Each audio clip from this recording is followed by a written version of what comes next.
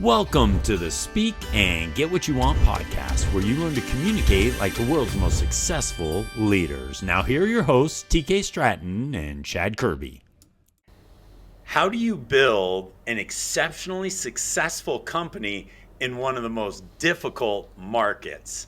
That's what we're going to be talking about today on the Speak and Get What You Want podcast with the great Sean Greeley. Sean, great to be with you today. Awesome, Chad. Great to see you as always. You know, it's interesting, Sean. You've been exceptionally successful as an entrepreneur and a leader in your space. And as people may not know this about you, you didn't choose the easiest path. You know, there's a lot of people that are out working with different professionals, but you chose the fitness industry. And the fitness industry, although it's a big industry, it presents some incredible challenges. And so first, let me ask you, what got you to gravitate towards the fitness industry, even though there seems to be quite a few obstacles in being successful in that industry? Yeah, I mean, I think there's obstacles in every industry, but for sure, you know, for me, my background is what led me here. So I was an athlete, did a lot of sports growing up. I competed in professional wakeboarding for a number of years. And then during that time, I got certified as a personal trainer, started working with clients on fitness. Loved that, seeing the impact I made. I finished my sports career. My parents said, maybe you should go get a real job, be on this coaching thing. And if you don't know what you want to do, go back to graduate school. I signed up for an MBA program, and I thought, you know, I went to the first day of orientation, and I saw a professor who had never run a business, and I saw classmates who wanted to push out student loans a few more years and party and not study and build something, and I left. I said, this is not for me. I come from a family of entrepreneurship. I saw my dad build a large commercial real estate company. I watched my grandfathers do things in the military and business, and I wanted to go start my own business. So I followed my passion, health and fitness. I started my own company. I grew it for myself to 2 locations, 10 personal trainers serving 653 clients in Central Florida. And then I had a big life scare. I got diagnosed with stage 4 melanoma cancer. I didn't know if I'd be dead in a year. I had to ask myself a big question of, if I'm going to be dead in a year, what do I want to do with the rest of my life? Which is a great question for everybody to ask themselves in life. Right. And the answer that came to me out of the process was I just wanted to help as many people as I could. And I had a lot of friends that were coaches and small business owners and studio owners, and I had no vision to start a business. I just started helping my friends solve some problems and the things I had learned and figured out in systems in my business. And I sold my facilities, focused on my health, helped my friends solve problems. I saw their businesses transform from like doing 2, 3, 4,000 a month to doing 20, 30, 40,000 a month within a few months' time, which then created a whole new set of challenges. Because as you 3, 5, 10x a business in short order creates new problems you got to go solve. And so I was really inspired by that work, and that led to officially forming our company NP in July of 2006. And that's been the last 18 and a half years of supporting and growing fitness businesses around the world. We've helped now over 53,000 fitness businesses grow from startup to 6, 7, 8 figures in 96 countries. So it's been a lot of journey and fun and learnings, and a lot of risk and failure and reward and learning and development and all the things that you go through in entrepreneurship along that way. Okay, well that's crazy. What a story, Sean. And you sit back, and as you're sharing that story, I'm thinking to myself, okay, you had this passion for health and fitness, but I'm sure there were people that were telling you, Sean, you can't do this. You can't make money doing this. Sean, how are you going to be successful? Yeah. How did you manage that? How did you manage all the naysayers and go on and experience the level of success that you experienced? Yeah, great question. I think a few things. Again, I come from a family of entrepreneurship. That means I was raised in a home where we do hard things and we go make things happen, right? That was the programming I got from a young age. And I had great examples of that with my dad. I had great examples of that with my grandparents. And those really inspired me to go make things happen. So I never thought about, I need to go get a job. I just thought, I want to create something, let's go build, right? And so that's kind of my, in my DNA and upbringing, if you will. And then I followed my passion, and so I followed my passion around sports and health and fitness, led me to this field of coaching and supporting other people in solving a big problem, health and fitness, right? And as I saw fulfillment in that work of helping people, as a business owner working with consumers, and then elevating that to helping other businesses help their consumers was a natural extension. But there was no blueprint for me to go. When I started just myself as a solopreneur, coaching clients, or myself as a brick and mortar facility owner or facility brick and mortar owner, there was no blueprint. I was grabbing pieces from here and there and learning things about marketing or sales or management and figuring that out myself. I'm someone, again, like many entrepreneurs, I wake up and I'm fulfilled when I have a problem to solve and I'm on a mission to go get things done. So I love the journey of taking risk, failing, learning, optimizing, growing, scaling. And so I did that me with clients. I did me with that in a team and clients. I did with me that in a team and clients across multiple locations. And then scaling that into me helping other businesses do that with their clients, and then scaling that into international markets, and today tens of thousands of businesses in 96 countries.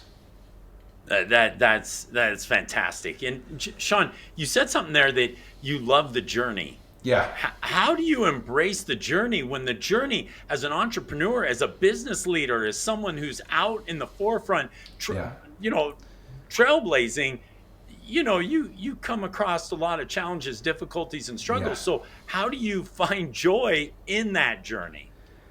Yeah, I mean, I'm like a lot of entrepreneurs, like I can't sit around and like twiddle my thumbs. Like if I don't have a big goal, a big challenge, I'm not enjoying things and I'm not fulfilled. So for me, that's come in different ways. It's come, an achievement has always been a big thing for me, and sports as an athlete, and academics in school, as a business owner, and then really helping my clients scale their businesses. So I love finding a problem, identifying solutions, and then executing that, optimizing that, and then coming back for more.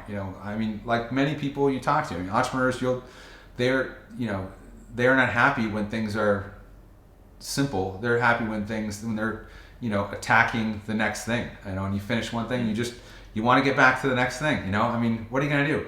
I can't go play golf. I can't just go sit around and read a book. Like, I find balance to enjoy myself, but what I really enjoy is time to go do the things that I want to do and solving big problems and achieving big goals and making an impact in the world. And certainly we want to do that within constraints of looking after our health and well-being and our relationships and all those things that have to be, sure, sustainable for doing this thing. But yeah, I like to go solve something, do something that hasn't been done before and figure it out. So Sean, you're working with all these business leaders who want to grow and scale their business. Do you find that most of them are setting big enough goals for them, or do you have to push them to think bigger than they perhaps thought before? I think we all it's time, seasons on the journey, right? I think we all have one vision of success until our eyes are open up to a bigger vision and opportunity for success. I can point to all kinds of points of where, maybe someone initially, says, I know I need to get some more clients and make some more money.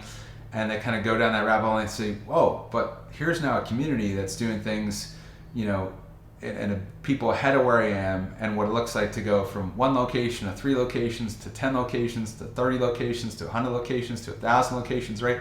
There's just levels of the game. And so when you get exposed to new rooms where you're not the smartest person in the room, and if you're someone who's driven, inspired, and wants to learn and grow, and you enjoy the journey, then you're just looking for where to go plug in and get more of that, right? So generally speaking, people are coming to us, we're just opening their eyes to the opportunity, and then they get it and they want to go. So I'm not here to convince anyone to do anything they don't want to do.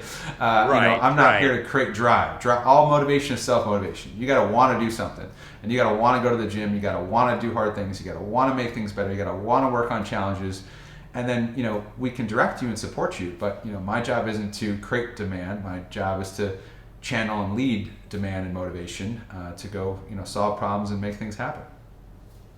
That's a great comment. You're not there to create demand. You're there to channel it and give them direction. Yes. Where have you gone to get that direction, Sean? Because obviously you had the drive. You wanted to go be successful. So what really helped you along your journey?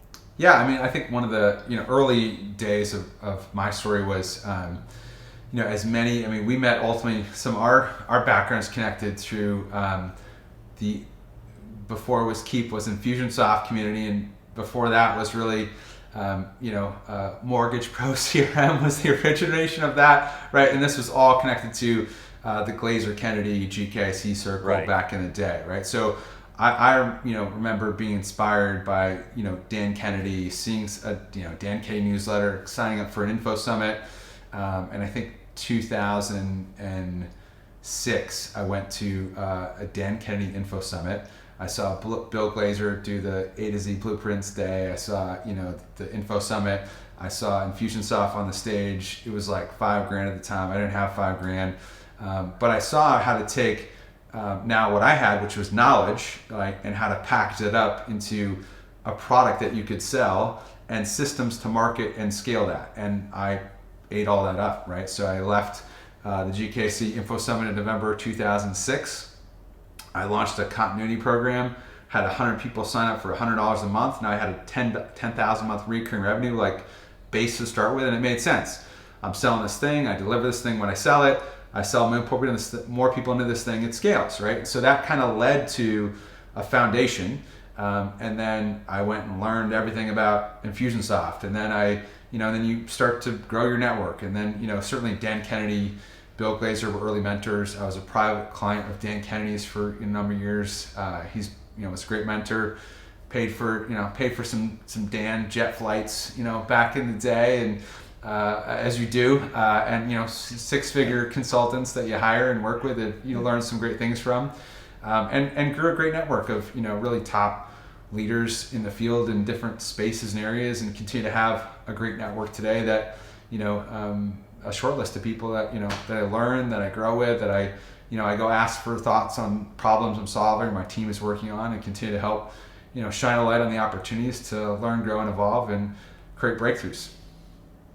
And you bring up such a great point there, Sean, because the seeking out mentors, right, and seeking out people that can really help lead and guide you has been a huge contributor to your success. Yeah. And I was thinking about the great John Wooden, the great basketball coach for UCLA for so many years, when asked how many people went to him for advice, right? One of the most, or the most winningest coach in all of sport. How many have come to him and asked for his advice? And he said, I think like one individual. And so people really don't seek out mentors like they should. So what was it within you that made you so different, Sean? Because you're seeking out mentors when most people just won't do it. Yeah, that's a great question. I don't know. This is the where I'm not my customer necessarily, or I'm not like other people. But to me, it seems pretty simple. You have a goal you want to achieve. You identify the problem to solve. You go find a solution. You go find out who's doing it, and you pay them what they ask for, and you get their time, and you get the expertise, and then you go do it, and you apply what works, and iterate what doesn't, and drop what it doesn't add value, and then you got the thing. You level up the skill, you level up the system, you level the network, and then you go to the next, and you just rinse and repeat.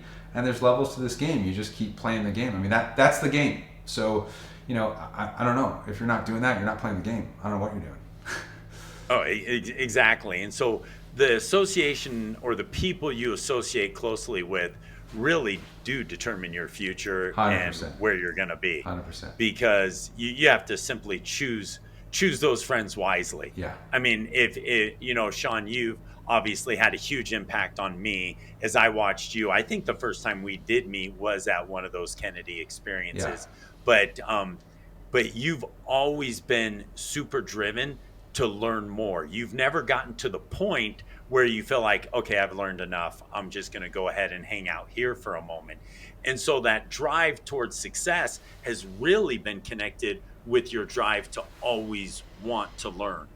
Yeah. And so what would you say to someone who is maybe new in leadership, new in entrepreneurship, and helping them understand the importance of that constant learning? Because you dropped out of college. You didn't want the MBA program, but yet you have this deep desire to learn. Yeah, well, I dropped out of graduate school. I did get an undergraduate Yeah. degree, but I spent a lot more on my education than I would have in a in an MBA program through now leading consultants experts that uh, Oh, was sure. 100x the value of what I'd get in a standard MBA program. So, I mean, I think if you have the drive to want to learn and grow, you got to go. Your professional learning development plan is your responsibility. It's no one else's. No one's gonna. Don't wait for someone to come tell you what to do. You know, get clear on what you want to do and go find people who are doing it and ask them what to do and invest money. The worst advice is bad advice, and free advice. So generally, you're going to pay for good advice and pay for good Right. advice with the right people, because that's the quality of the information you're going to get, and then you go, learn and deploy that.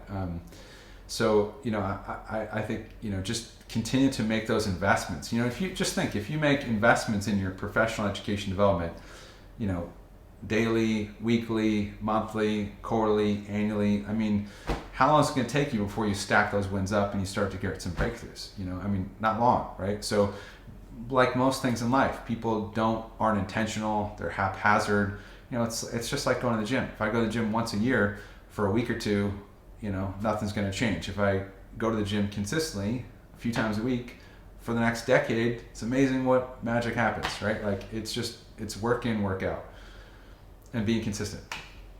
I love that. I love that. Now, Sean, when you've played big, and you've always been willing to take risks and Yeah, play big. What's perhaps a mistake that you made that really helped you grow and develop? yeah. You learn more from mistakes than you do from wins. That's the part that if you take the time to really embrace the learning, right? That's the good Right. stuff. So I think when you're winning, and I've had multi-year runs where it's just hockey stick growth, and I'd say the first uh, you know 10, 11 years of my career were just hockey stick growth in many respects, and you don't learn as much when everything you do works and you're winning all the time.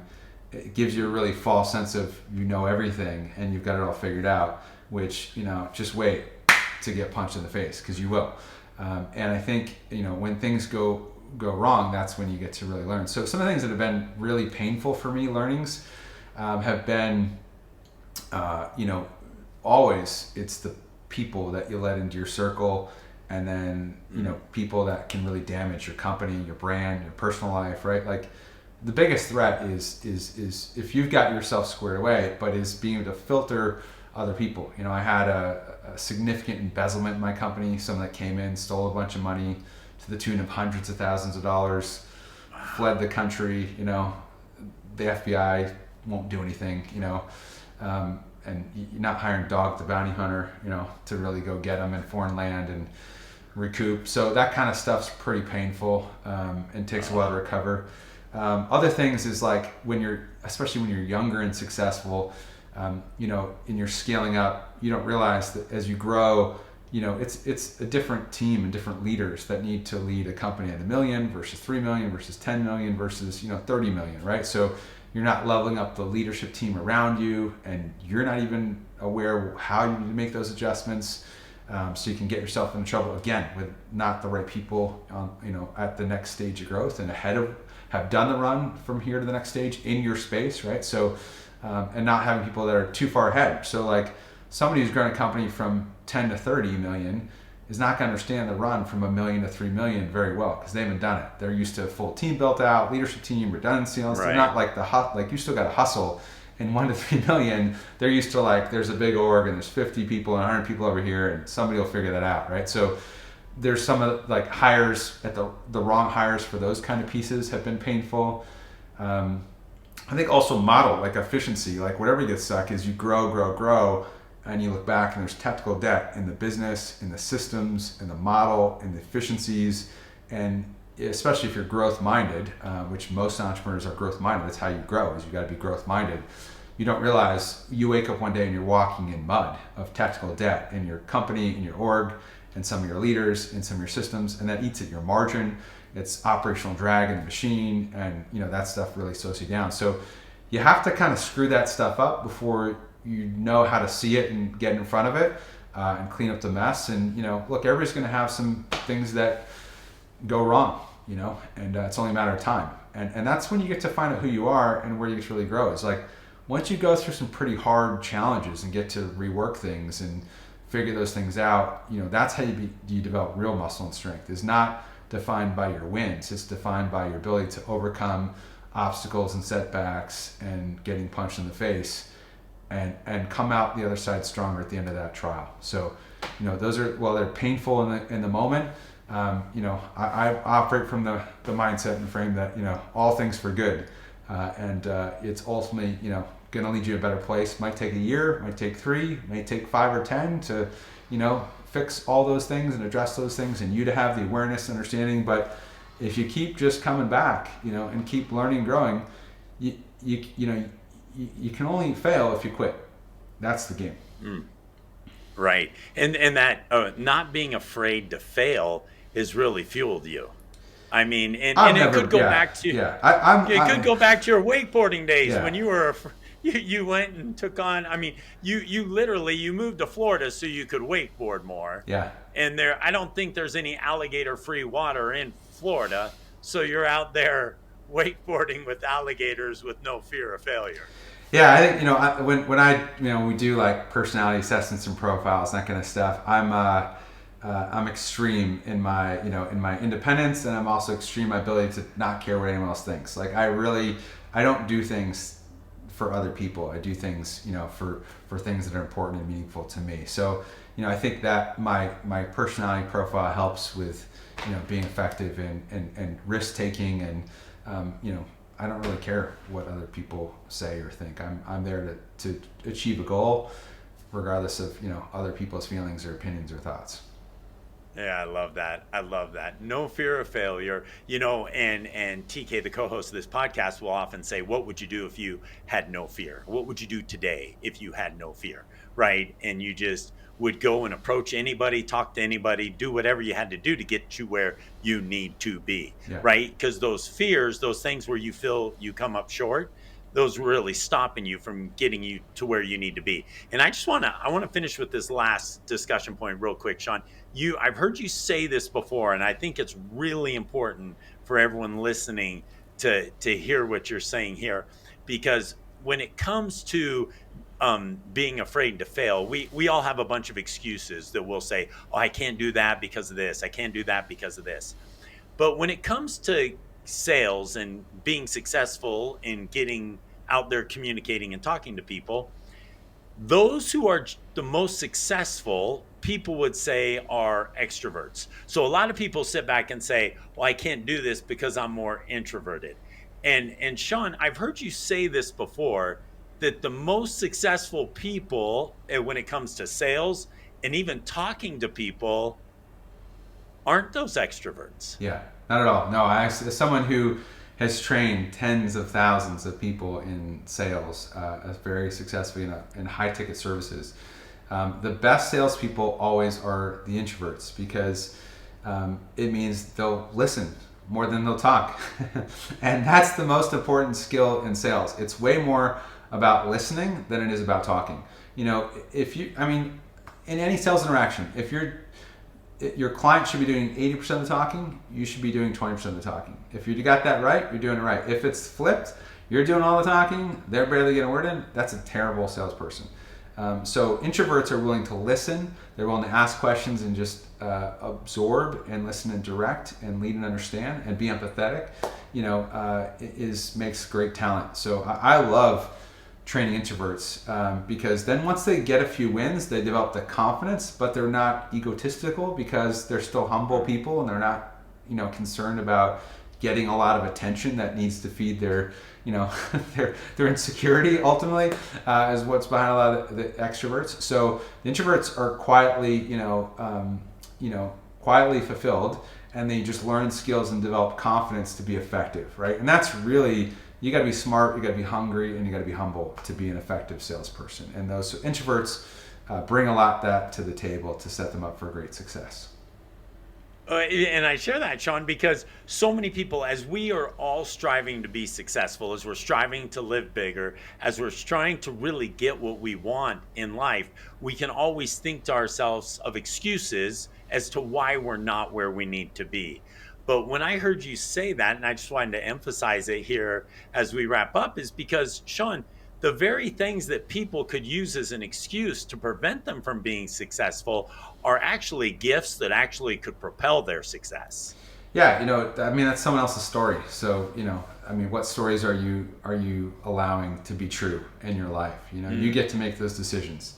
Do you want to let someone else's story be your truth, or do you want to, what could be true? If there was a different story, those are the things that we get to all decide and write our own stories, right? So, to all in the arena, go write your own story. Don't accept truth from someone else. Go find it for yourself. And there's great mentors out there. There's great leaders. There's great people who will support you on the journey. You just got to keep taking the next step. You got to keep putting yourself stretching your comfort zone a little bit, and then get into those networks and groups and people who are going to support you along the way. When you do that, you are going to continue to grow, and more possibilities going to open up. And then just make sure, as you grow, make sure you're not the smartest person in the room. You got to keep putting yourself to expose to new stimulus that's a bit ahead of where you are now, and that will allow you to continue to see the shifts that need to happen internally with you and in your business and world around you, and will allow you to keep growing and enjoy the journey for years to come. I love that. I love that. Such phenomenal insights. Sean, thank you for being with us. Hey, by the way, how close did you ever get to an alligator when you were wakeboarding in those Florida Oh, waters? I've wakeboarded right over them, and tap them on the head and just go by. The alligators you don't have to worry about. It's not like crocs. Crocs you don't go near. Alligators, they're like the cows, of Florida. They just kind of hang out. They're not nothing to worry about with the alligators. Yeah, I'm not at that point. Haven't spent enough time in the Florida waters to be that comfortable with it. But Sean, love your insight. Love what you share. Everyone needs to follow you. I know that you talk a lot about the those skills that they need to have to be successful in the fitness industry, but they translate to every industry. Yeah. That's one of the things that's impressed me the most about you, Sean, is that you get business at a level that very few people do, and you help people communicate that message so that they can be successful. So, thanks for spending time with us, Sean. Thank you for sharing your wisdom and appreciate your friendship, my friend. Same here, Chad. Thank you. Take care. Bye now.